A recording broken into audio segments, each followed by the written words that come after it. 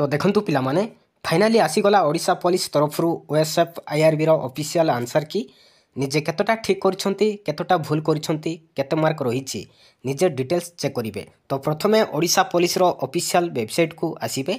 एई page को आसीबा परे एथिरे दुईटी लिंक जनरेट एइथिबो। गुटे होउछि पिला माने जूनियर क्लर्क पई आ गुटे होउछि पिला माने सिपाही कॉन्स्टेबल पई। तो आपण माने सिपाही कॉन्स्टेबल ऊपर क्लिक करिवे।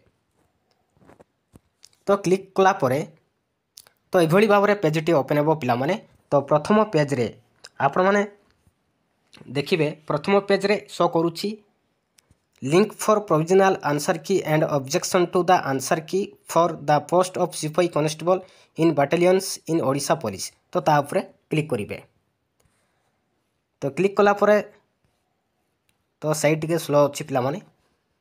तो देखंतु पिला माने तो एथिरे लॉगिन करिवे निजर रोल नंबर एथिरे टाइप करिवे तापरे निजर पासवर्ड किंबा निजर डेट ऑफ बर्थ एथिरे टाइप करिवे।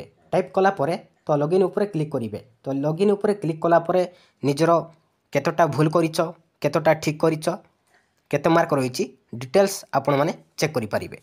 थैंक यू पिला माने।